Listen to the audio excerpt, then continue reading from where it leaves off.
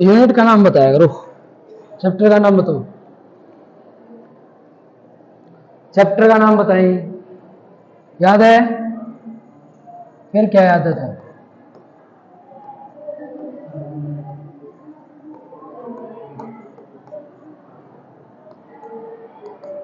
Thermal properties of matter. पहला topic thermal का मतलब क्या था? हीट। ठीक है, तो हमने सबसे पहले पढ़ा था हीट को। हीट क्या रहता है?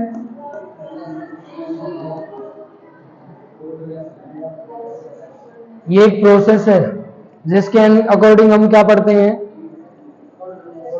कोल्डनेस, और it is a type of energy, इसको बोलेंगे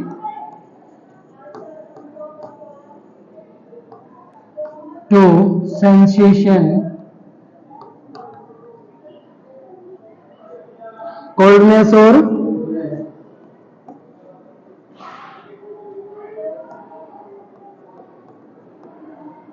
इज कॉल्ड, क्या बोले इसको? हीट इज इक्वल टू किसके है? एनर्जी के। तो यूनिट दें इसको। हीट की ऐसा यूनिट पूछे तो जूल। अगर हीट की ऐसा यूनिट पूछे ना तो जूल। ठीक है, अगर सीजीएस यूनिट पूछे तो calorie.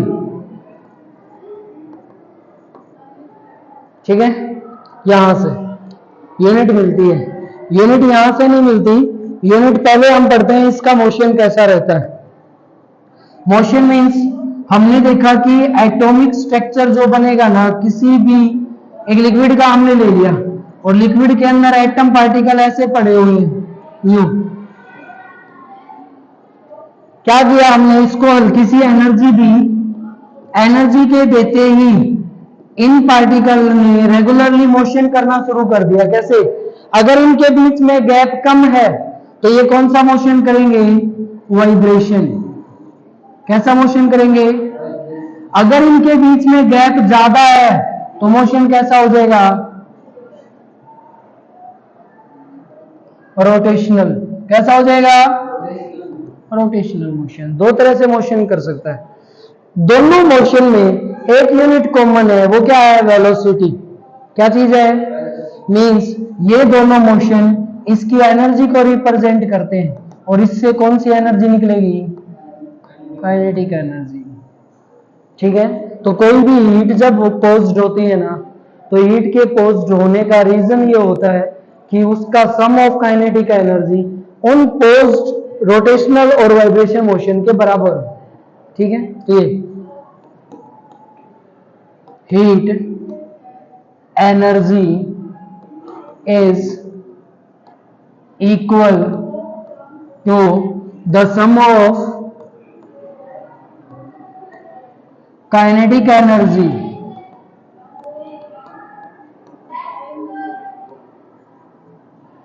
of kinetic energy posed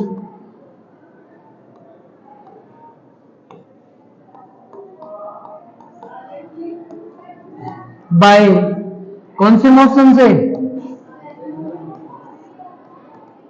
या तो रोटेशनल मोशन से और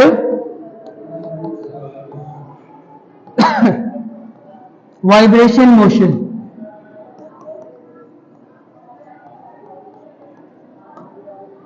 ठीक है, तो हीट के चलने का, हीट के बनने का, एनर्जी की फॉर्म का मेन रीजन रहता है पार्टिकल का काइनेटिक मोशन।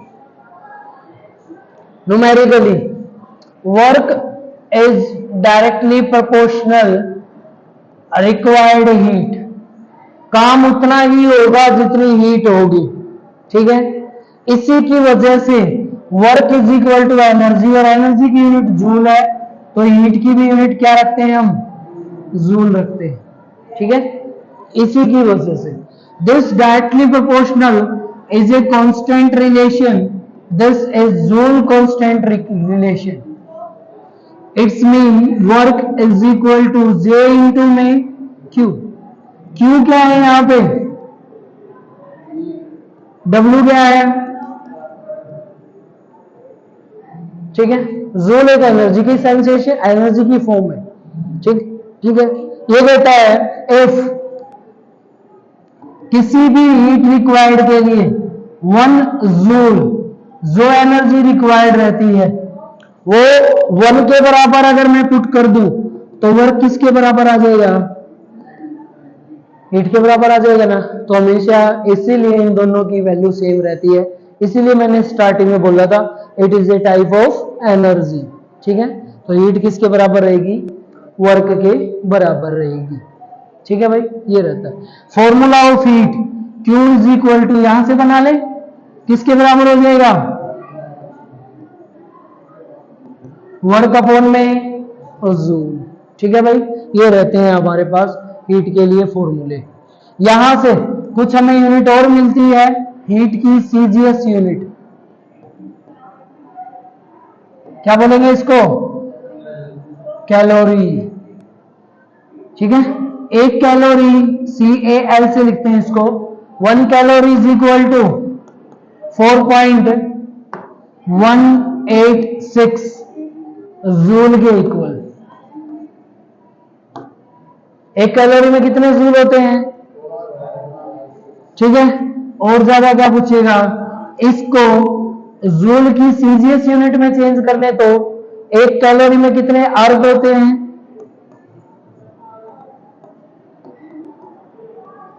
एक जूल में कितने अर्ग होते हैं, हो गया, ये चेंज हो गया भाई इसमें, ठीक है। आपसे पूछेगा 1 कैलोरी मीन्स क्या है,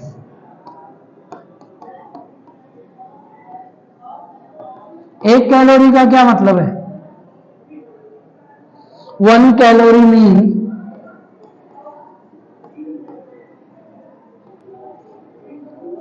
rise, change temperature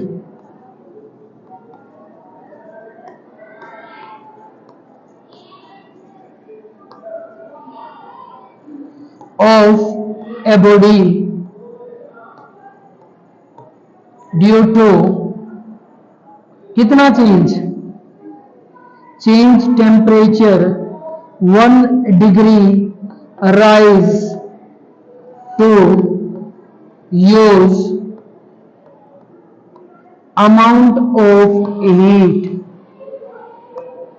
is called 1 calorie।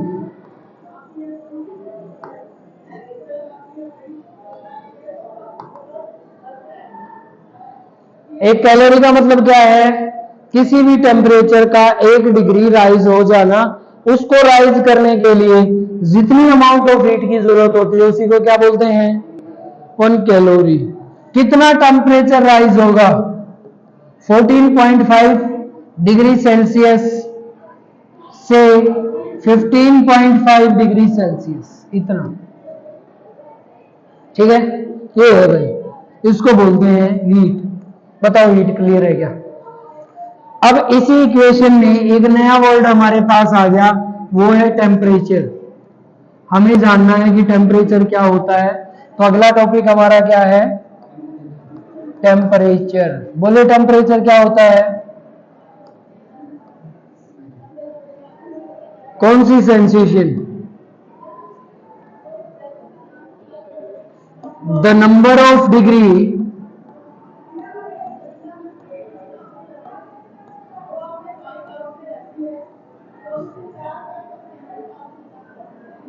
for sensation of coldness and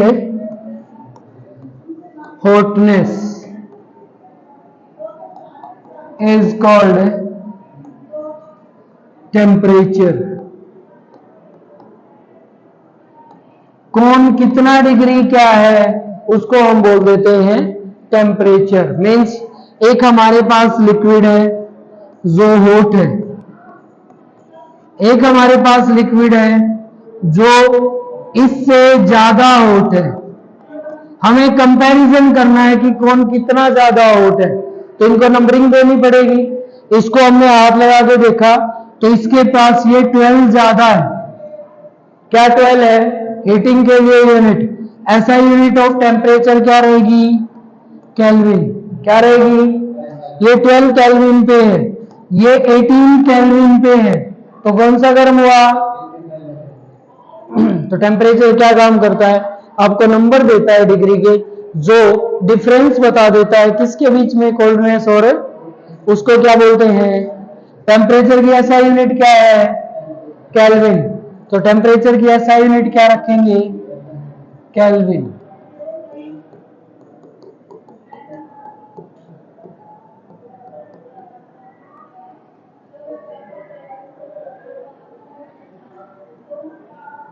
ठीक है, केल्विन। टेम्परेचर के लिए भाई सीजीएस यूनिट क्या क्या रहती है इसकी? सेल्सियस, फारेनहाइट, इंग्लिश यूनिट भी है और ओमर। ठीक है, टेम्परेचर को मापने के लिए जो प्रोसेस है उसका नाम क्या है?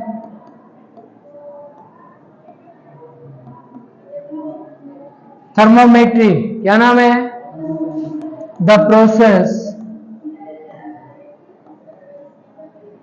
in which measured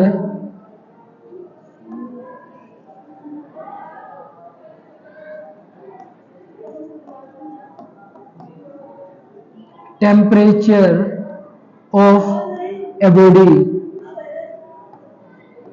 is called thermometry।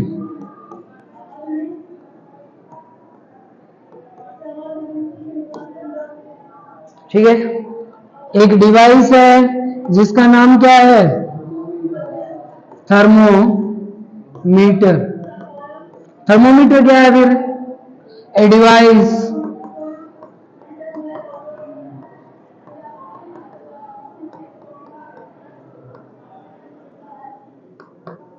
used to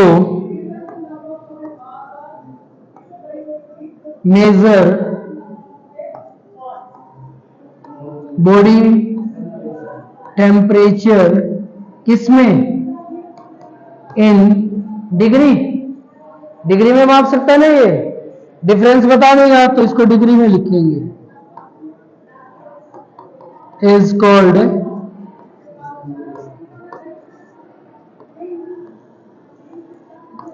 thermometer. ठीक है, थर्मोमीटर किस किस चीज से बनता है? मेनली हम मेन जो थर्मोमीटर यूज करते हैं वो हम यूज करते हैं HG थर्मोमीटर। कौन सा थर्मोमीटर यूज करते हैं?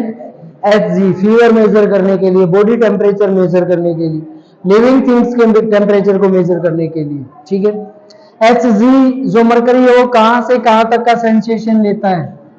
37 degree Celsius to 357 degree Celsius तक। कहां से कहां तक का सेंसेशन देगा? पूछे कि इससे नीचे का क्यों नहीं देगा? क्यों नहीं देगा? -39 डिग्री के बाद जो मरकरी है वो फ्रीज होना स्टार्ट हो जाती है।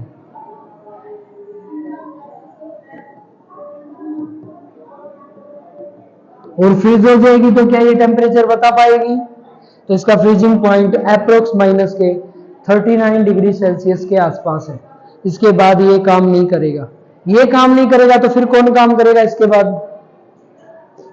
नेक्स्ट थर्मोमीटर, जिसको बोलते हैं अल्कोहल थर्मोमीटर।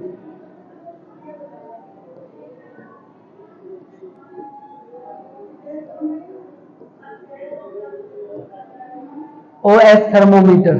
ठीक है, अल्कोहल थर्मोमीटर। अल्कोहल थर्मोमीटर क्या रहता है? अल्कोहल थर्मोमीटर में को हम इसको यूरोपियन थर्मोमीटर बोला जाता है। ये यूरोप की साइड में ज्यादा यूज होता है। इस थर्मोमीटर के अंदर अल्कोहल भरी रहती है।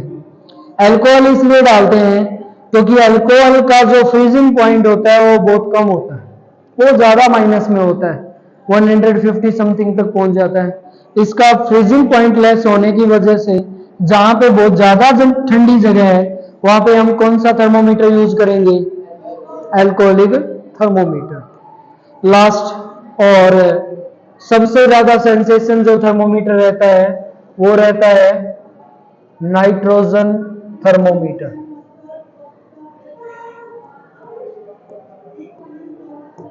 इसमें नाइट्रोजन भरी रहती है। ये ज्यादातर ऐसी जगह पे यूज किया जाता है जहां का टेम्परेचर में एरर बिल्कुल भी ना आए। मीन सबसे ज्यादा सेंसेशन पावर वाला जो थर्मोमीटर रहेगा वो कौन सा रहेगा? Nitrogen thermometer. ठीक है भाई। ये बोलते हैं कि मरकरी थर्मोमीटर जो हम यूज करते हैं उसको मेनली हम क्यों यूज करें? आप सबके घर में भी मिलता है तो इसके बारे में ही ज्यादा जानना पड़ेगा हमें। तो जो थर्मोमीटर है मरकरी वाला ये क्यों हम ज्यादातर यूज करते हैं? पहली बात तो मरकरी जो रहती है वो हल्के से टेम्परेचर से ही क्या करना स्टार्ट कर देगी? अपनी स्टेट को चेंज करना शुरू कर देती है। Rise small temperature, change its position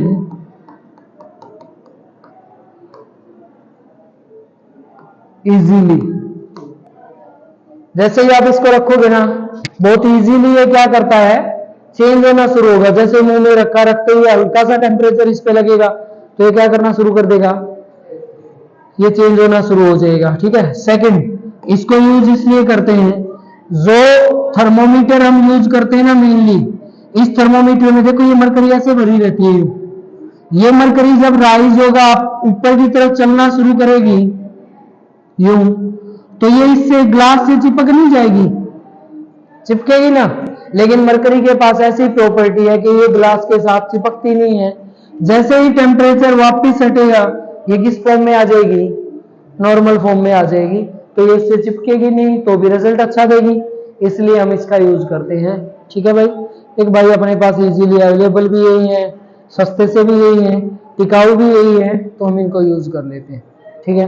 disadvantage क्या है? मरकरी जो होती है Hg ये पॉइजन होता है।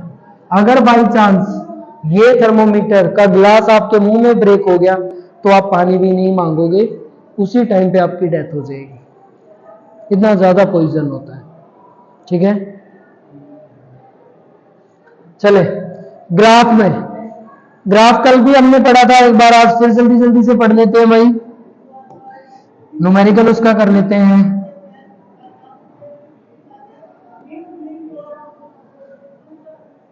ये लो ये थर्मोमीटर है।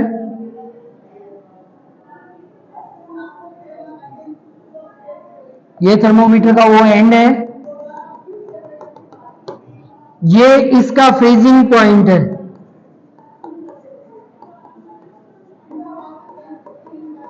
फ्रीजिंग पॉइंट के ऊपर सेल्सियस का स्केल कितना कहता है? 0 डिग्री। यहां तक मरकरी में ये नंबर्स ऑफ लाइन कितनी रहेंगी? 100। कितनी रहेंगी? ये जो 100 पॉइंट जहां पे है 100 डिग्री सेल्सियस, यहां पे जो इक्वेशन बताता है वो आपकी क्या बताता है? कौन सा पॉइंट डिफाइन करता है? Boiling point. ठीक है। ये बॉइलिंग पॉइंट 100 डिग्री सेल्सियस पे रहता है। सेंटीग्रेड में अगर टेम्परेचर मेंशन करें तो अगला स्केल अगर हम फारेनहाइट में चेक करें तो सेल्सियस के बराबर ही 32 डिग्री फारेनहाइट इक्वल रहता है। पहला क्वेश्चन यहीं से आएगा कि 0 डिग्री सेल्सियस में फारेनहाइट का स्केल कितने के बराबर रहेगा? 32 डिग्री फारेनहाइट। ऐसे ही ये स्केल राइज होकर बॉइलिंग पॉइंट तक पहुंचेगा तो इसका बॉइलिंग पॉइंट कितना होगा? 212 डिग्री फारेनहाइट। पूछेंगे 100 डिग्री सेल्सियस के बराबर फारेनहाइट कितना रहेगा? ये पूछ लेंगे। वाटर का बॉइलिंग पॉइंट फारेनहाइट पे कितने डिग्री में होता है? 212 डिग्री में। लास्ट भाई स्केल को आगे की तरफ बढ़ाते हैं केल्विन की तरफ। केल्विन पे चलोगे तो एग्जैक्ट वैल्यू इज 273.1 5 केल्विन के बराबर रहता है, और इसका फ्रीजिंग पॉइंट ये है तो बॉइलिंग पॉइंट जो रहेगा वो 373.15 केल्विन के बराबर रहता है। ठीक है, तो ये इसके पॉइंट रहते हैं, ये सारे टेम्परेचर हम इसके ऊपर मेंशन करते हैं। एक इंडियन टेम्परेचर भी रहता है, वो कौन सा है, रोमर। यहां पे 0 डिग्री रहेगा और यहां पे आपका कितना रहेगा, 80 डिग्री रोमर। नंबर ऑफ डिजिट्स को काउंट कर लेंगे फॉर्मूले को बनाने के लिए। यहां पे हमने काउंट किया तो इनके बीच में नंबर ऑफ डिजिट्स कितने आए, इनके बीच में काउंट कर लो कितने आए, 180। इनके बीच में काउंट कर लो कितने आए, 80। इनके बीच में काउंट कर लो कितने आए, 100। ये नंबर्स ऑफ डिजिट्स हैं जो स्केल के ऊपर हमें लिखे जाते हैं। ठीक है, ये पहले क्वेश्चन तो हम सुन, यहां से आपका किसी के साथ कंपैरिजन पूछ सकता है। 0 डिग्री सेल्सियस पे केल्विन कितना होता है, 100 डिग्री सेल्सियस पे केल्विन कितना होता है, 373.15 डिग्री पे फारेनहाइट कितना रहेगा। ठीक है, अलग अलग आपसे पूछ सकता है, ये तो नॉर्मली हम बता सकते हैं। ठीक है, और क्वेश्चन क्या पूछेगा, बॉइलिंग पॉइंट और फ्रीजिंग पॉइंट पूछेगा। फ्रीजिंग पॉइंट जो रहता है हमारा वो कहां से शुरू होगा, 0 डिग्री से, बॉइलिंग पॉइंट कहां तक रहेगा, 100 तक। ठीक है, यहां पे एक चीज समझनी है बस आप लोगों ने, वो क्या है, मान लीजिए हमने यहां पे एक लिक्विड ले लिया, वाटर 4 डिग्री सेल्सियस के ऊपर इसकी डेंसिटी कैसी होती है, हाईएस्ट होती है। कैसी डेंसिटी होगी इसकी, पूछे वाटर की हाईएस्ट डेंसिटी कहां होती है, 4 डिग्री सेल्सियस पे। ये 4 डिग्री सेल्सियस से मैंने टेम्परेचर को डाउन करना स्टार्ट कर दिया, कम करना शुरू कर दिया। यहां पे 3 डिग्री आ जाएगा, 2 डिग्री आ जाएगा, 1 डिग्री आ जाएगा। आप मेरे को ये बताएं कि फ्रीज होना कहां से शुरू हो जाएगा, 4 डिग्री से जैसे ही टेम्परेचर कम करोगे फ्रीज में रख दिया, 3 डिग्री पे आ गया, 3 से 2 पे आ गया, 2 पे आते ही फ्रीज होना शुरू हो जाएगा थोड़ा थोड़ा। लेकिन फ्रीजिंग पॉइंट कौन सा है, 0 वो फ्रीजिंग पॉइंट है जहां पे ये कंप्लीट फ्रीज हो जाता है। लेकिन फ्रीज होना शुरू जहां से हो जाएगा वो एक प्रोसेस है, जिस पॉइंट से स्टार्ट होगी उसी प्रोसेस को हम प्रोसेस में डाल देंगे। ऐसे ही टेम्परेचर राइज करेंगे तो 50 के बाद तो चीजें गर्म हो जाती है, 40 के बाद भी गर्म लगती है। अब 50 के बाद रेगुलर गर्म हो रही है तो यहां पे भी टेम्परेचर राइज हो रहा है। यहां पे जब पहुंचेगा तो आपकी बॉइलिंग प्रोसेस शुरू हो जाएगी। बॉइलिंग प्रोसेस जो बॉइलिंग पॉइंट रहता है वो 100 के ऊपर है।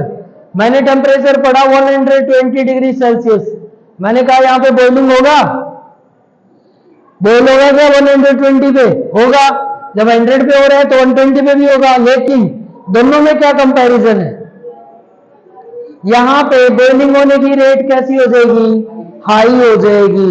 मींस टेम्परेचर को अगर हम और बढ़ा दें ऊपर की तरफ तो बॉइलिंग रेट बढ़ जाएगी, और 0 से कम कर दें तो फ्रीजिंग रेट बढ़ जाएगी, है ना।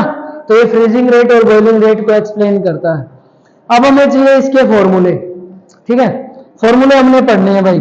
फॉर्मूले पढ़ने के लिए थोड़ी सी जगह बना लें यहाँ।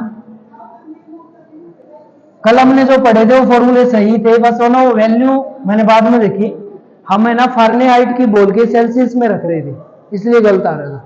चलो पहला फॉर्मूला हमें चाहिए सेल्सियस के लिए, सेल्सियस को रखेंगे 0 degree Celsius means degree Celsius, ये माइनस में इसका बॉइलिंग फ्रीजिंग पॉइंट, बाय में नंबर्स ऑफ टर्म जो बीच में आ रही है स्केल के मैक्सिमम वैल्यू तक। ठीक है, वो कितनी है, इज इक्वल टू फारेनहाइट में चेंज करो, फारेनहाइट में चेंज करें तो डिग्री फारेनहाइट माइनस में स्केल जहां से शुरू हो रहा है, कहां से शुरू हो रहा है 32 डिग्री, बाय में नंबर ऑफ डिजिट्स कितने हैं 180, इज इक्वल टू केल्विन में करो चेंज, क्या रखूं केल्विन, क्या माइनस करूं इसमें से 273 डिवाइड में नंबर ऑफ डिजिट्स ये सारे फॉर्मूले आपको किसी के भी टेम्परेचर को बराबर करने का काम करते हैं। ठीक है, तो ये टेम्परेचर आपने ध्यान रखने, ये बराबर रहेंगे। बराबर करने के लिए इंपॉर्टेंट क्वेश्चन सबसे, एक ऐसा टेम्परेचर जिस पे degree Fahrenheit is equal two degree Celsius के बराबर हो एट फिक्स्ड सेम टेम्परेचर। बताएं भाई ऐसा कौन सा पॉइंट है जिसपे ये दोनों बराबर रहते हैं? माइनस के 40 degree Fahrenheit is equal to minus के 40 डिग्री सेल्सियस। दोनों क्या रहेंगे? पहला क्वेश्चन भाई। सेकंड, ह्यूमन बॉडी का टेम्परेचर कितना होता है? 37 degree Celsius. Convert into degree Fahrenheit, करें चेंज। चलो सेल्सियस है, अब ये ध्यान रखें, तो सेल्सियस की जगह रखा जाएगा। कल हम फारेनहाइट बोल के उसको सेल्सियस की जगह रख रहे थे। तो फॉर्मूला क्या है हमारे पास इसके लिए? डिग्री फारेनहाइट माइनस में 32 बाय में 180 is equal two degree Celsius minus में 0 बाय में 100। किसकी वैल्यू है ये? सेल्सियस की। रख दो जगह पे 0 degree Fahrenheit minus 32 by 180 is equal to Celsius की जगह कितना आ जाएगा? माइनस 0 करोगे तो क्या रहेगा? 37 ही रहेगा। सोल्व कर लो। 180 को तो इस तरफ ले जाओ, 180 को इस तरफ ले जाओगे तो ये 180 आ गया। 0 से 0 18 की और 37 की गुना करो, इनकी मल्टीपल करोगे तो आपकी मल्टीपल आ जाएगी। करो भाई जल्दी जल्दी से बताओ क्या आएगी।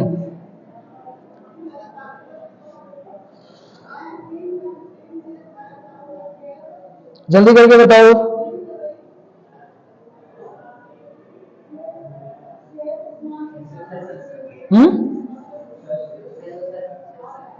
सिक्स सिक्स सिक्स, ये किनकी इनकी मल्टीपल आ गई। बाय में कितना है? 10। ये देखो इस 32 को उधर ले जाएं, यहां पे पॉइंट लगा लेना। ये लगा दिया मैंने पॉइंट, क्योंकि वो पहले ही पॉइंट में 32 को इस तरफ लेके आएंगे तो किसका हो जाएगा? ये प्लस का हो गया। इस तरफ क्या बच गया? Degree Fahrenheit is equal two plus करें तो कितना हो गया? 98.37 किसके बराबर होगा? 98.6 के बराबर होगा। आपने घर से क्या करना है? आपने बताना है ह्यूमन बॉडी का एग्जैक्ट टेम्परेचर होता है 36.9 डिग्री सेल्सियस। ठीक है, ये ह्यूमन बॉडी का कांस्टेंट टेम्परेचर है।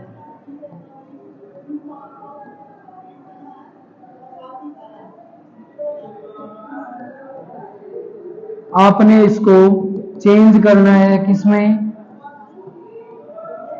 फारेनहाइट में। ठीक है, नेक्स्ट केल्विन और वगैरह चेंज कर लोगे, सेम प्रोसेस से सेम चेंज कर लेंगे। 0 degree Celsius is equal to 273 degree kelvin. 0 degree Celsius किसके बराबर है? 273 degree kelvin. 1 degree Celsius kelvin में किसके बराबर होगी?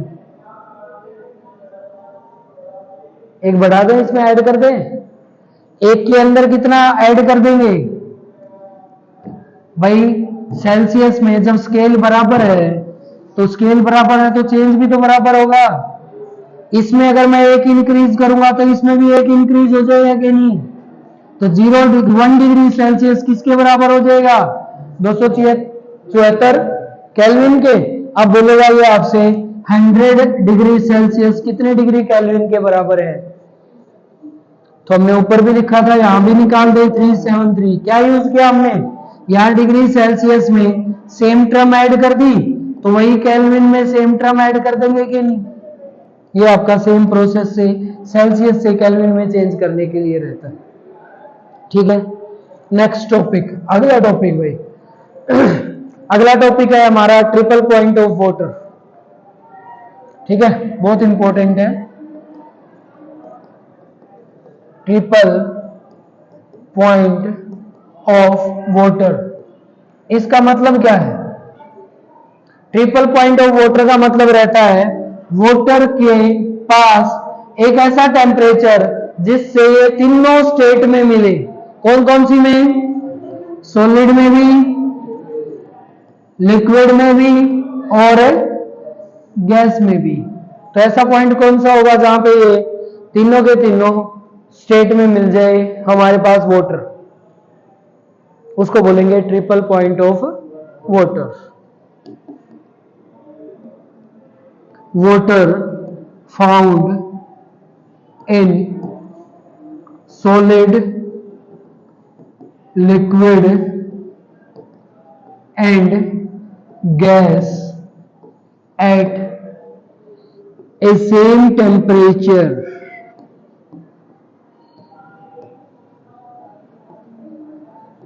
is called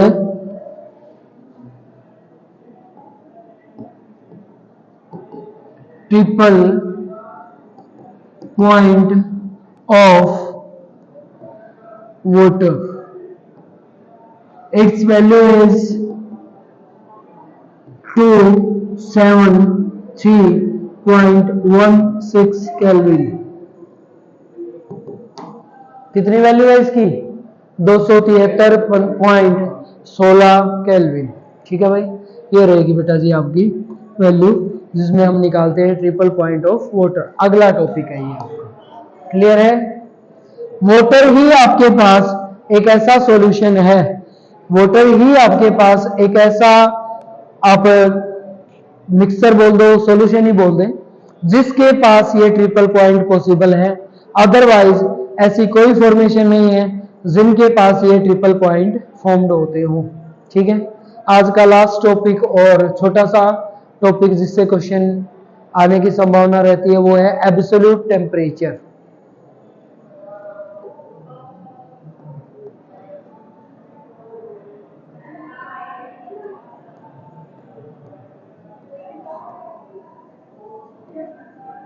एब्सोल्यूट टेम्परेचर क्या होता है? Absolute temperature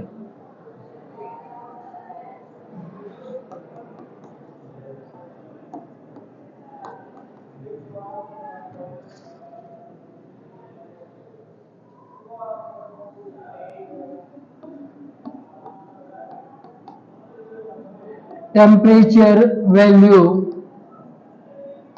in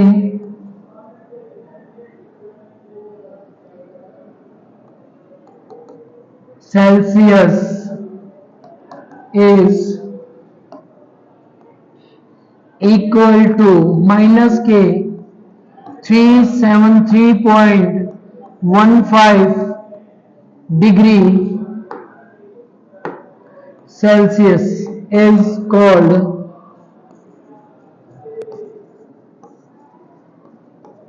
absolute temperature। अगर टेम्परेचर की वैल्यू सेल्सियस में -73.15 डिग्री सेल्सियस पहुंच जाती है तो उसको टेम्परेचर को हम क्या बोलेंगे? Absolute temperature. Absolute temperature means इसके बाद का टेम्परेचर, इससे कम टेम्परेचर मेजर कर पाना पॉसिबल नहीं है। कहीं हो भीगा तो मेजर्ड नहीं होगा, ऐसा मानना है। ठीक है, और इससे कम टेम्परेचर तो क्या ही होगा। ठीक है, इससे कम तो क्या ही हो सकता है। तो ये आपकी एक टेम्परेचर की ऐसी वैल्यू है जो मेजर्ड है और सबसे कम मेजर्ड है, जिसको बोलते हैं -K 373.15 डिग्री सेल्सियस। इसी को बोलते हैं एब्सोल्यूट टेम्परेचर। एब्सोल्यूट टेम्परेचर के साथ टेम्परेचर का रिलेशन है हर स्टेट के साथ। कैसे? टेम्परेचर के चेंज करने से, अगर हम टेम्परेचर को चेंज कर दें तो जो मटेरियल हम यूज कर रहे हैं, जो हम स्टेट यूज कर रहे हैं, उनके ऊपर उनका क्या इफेक्ट पड़ता है। ठीक है, तो वो चीजें हमने यहाँ पे पढ़नी है। पहले अगर हम टेम्परेचर किसी लिक्विड का राइज कर दें तो उसके ऊपर क्या इफेक्ट पड़ता है। वैसे ये आपके पढ़ने की चीजें हैं, बुक में भी आपको ये मिल जाएगी भाई, लेकिन फिर भी सुन ले। लिक्विड में टेम्परेचर के इंक्रीज करने से क्या होगा? अगर टेम्परेचर इंक्रीज कर दिया जाए तो कोई भी लिक्विड का टेम्परेचर इंक्रीज होने से उसकी डेंसिटी डिक्रीज हो जाएगी। टेम्परेचर के इंक्रीज होने से उसकी डेंसिटी क्या हो जाएगी, टेम्परेचर के डिक्रीज करने से उसकी डेंसिटी भी डिक्रीज हो जाएगी। इंक्रीज करो चाहे डिक्रीज करो, डेंसिटी क्या हो जाएगी, डिक्रीज। लेकिन अगर कंटिन्यूस ये प्रोसेस की जा रही है, लगातार ये प्रोसेस की जा रही है कुछ टाइम से ज्यादा, तो क्या होगा, अपोजिट रिलेशन हो जाएगा। इंक्रीज करने से डेंसिटी इंक्रीज हो जाएगी, डिक्रीज करने से डेंसिटी इंक्रीज हो जाएगी। ठीक है, तो अपोजिट रिलेशन चलना स्टार्ट हो जाता है। गैसेस के लिए अगर टेम्परेचर इंक्रीज करें तो गैसेस के पार्टिकल का सरफेस एरिया इंक्रीज हो जाएगा। टेम्परेचर के बढ़ने से पार्टिकल की वॉल्यूम क्या हो जाती है, बढ़ जाती है। पार्टिकल की वॉल्यूम बढ़ जाती है, रूम में प्रेजेंट गैसेस की वैल्यू कम हो जाएगी। ठीक है, तो रिलेशन थोड़ा आपने ध्यान रखना है, इनको आपने पढ़ लेना है बेटा। ये चीजें मैं आज आपकी डाल दूंगा, ये आपने कर लेना है। टेम्परेचर का जो हमारा रहता है वो टॉपिक कंप्लीट हो गया है। कल हम अगला टॉपिक पढ़ेंगे, अगली चीजों को हम पढ़ेंगे यहाँ पे। ठीक है, चलो कर लेना भैया।